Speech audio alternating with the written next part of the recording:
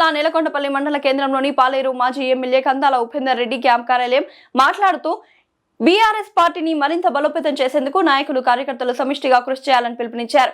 BRS party Nelakondapalli party కార్యాలయంలో booth స్థాయి కమిటీలు, బీఎల్ఏలు, ముఖ్య నాయకులతో ఆయన అధ్యక్షతన నేలకొండపల్లి మండల టీఆర్ఎస్ నాయకులతో, కార్యకర్తలతో మరియు వార్డు మెంబర్లు, మాజీ సర్పంచ్లతో పాటుగా నేలకొండపల్లి మండలం బీఆర్ఎస్ పార్టీ అధ్యక్షులు ఉన్నం బ్రహ్మయ్య, మండల గ్రామ సర్పంచ్లు శీలం వెంకటలక్ష్మి, కోటి సైదారెడ్డి, కామదాని ప్రవీణ్, సొసైటీ చైర్మన్ నాగబండి శ్రీనివాసరావు, నేలకొండపల్లి పట్టణ కార్యదర్శి ఎండి వాజిద్, విద్యార్థి విభాగం మండల అధ్యక్షుడు వినయ్, ఎస్సీసెల్ అధ్యక్షుడు ఆదాం, ముఖ్యమైన మండల మరియు పట్టణ కార్యకర్తలు పాల్గొని ఈ కార్యక్రమాన్ని విజయవంతం చేసినారు.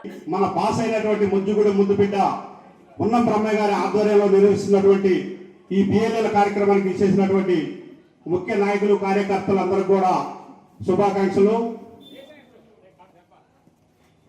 గత ఎలక్షన్ ప్రతి గ్రామంలో ఓటర్ల కోసం బిఎల్ఎల్ గా నిర్మించుకొని వారి వారి గ్రామ సర్పంచులు, ముఖ్య నాయకులు నిర్మించినటువంటి పేరు ఇచ్చినటువంటి బిఎల్ఎల్ అందరూ కూడా కార్యక్రమంలో తమ వంతు సాయం చేసి వారి వారి గ్రామంలో ఓటర్ల నమోదు కార్యక్రమంలో శ్రమ చేసినందుకు గాను మన ఆపద బాంధవుడు మన సారు బ్రహ్మయ్య గారు సూచనల మేరకు డాక్టర్ గారు ఈ కార్యక్రమాన్ని ఏర్పాటు చేసి అందరినీ చిన్న సత్కారంతో సత్కరించుకోవాలి, వారికి కృతజ్ఞత తెలపాలి.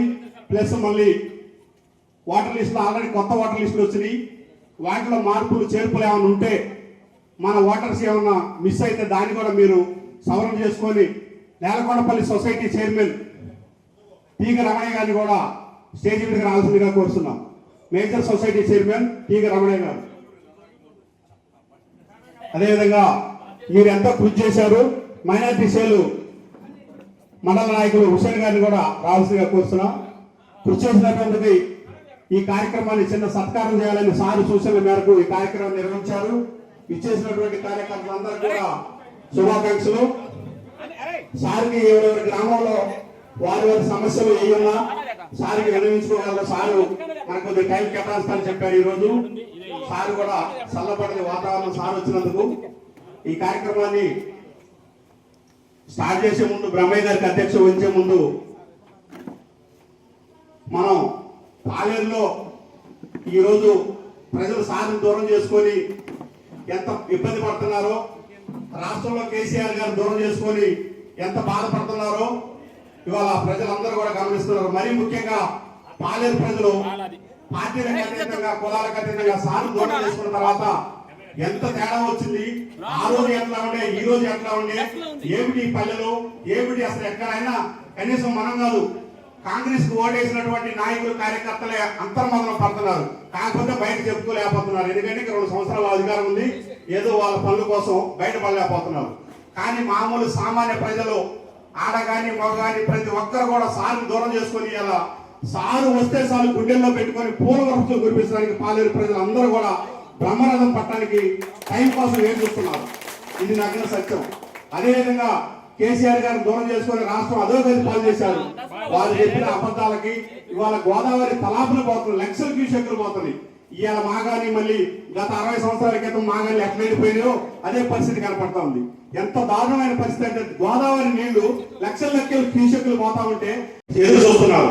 ఇటువంటి తరుణం కోసం భవిష్యత్తులో మీరు అందరూ కూడా రాబోయే ఎన్నికలు ఏ ఎన్నిక వచ్చినా ముందు ఎంపీటీసీలు కానీ, సొసైటీలు కానీ ఏ ఎన్నిక వచ్చినా సారు ఎన్నికల వరకు ఇదే బిఎల్ఏలుగా ప్రతి ఓటర్ని కలిసి సారు గురించి మనం ఎంత తప్పిదం చేసినాము, ఏం పొరపాటు చేసినాము, ఏం పోగొట్టుకున్నాం అనేది అర్థమైంది. కాబట్టి సార్కి అందరూ కూడా అన్ని గ్రామాల్లో ఈ కార్యక్రమాన్ని, పార్టీ కార్యక్రమాన్ని ముందుకు తీసుకుపోయి భవిష్యత్తులో సారు ఆల్రెడీ ప్రజలైతే కార్యక్రమం ఇదంతా ఎలక్షన్ ఓట్లది జరుగుతుంది.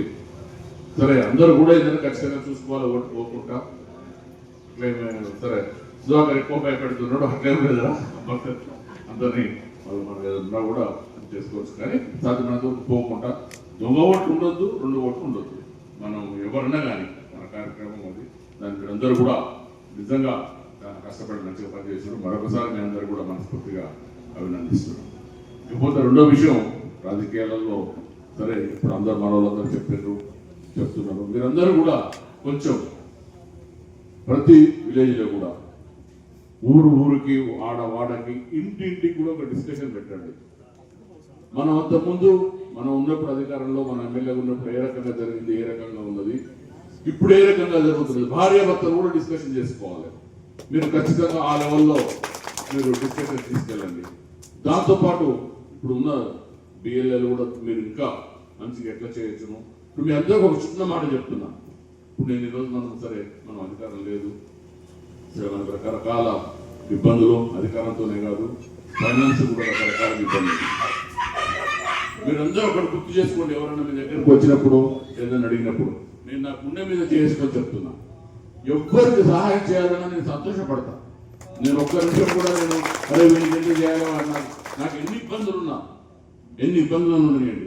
ఈ రోజు కూడా నేను ఖచ్చితంగా ప్రతి ఒక్కరికి నిజంగా వాడు ఏ పార్టీ అయినా కానీ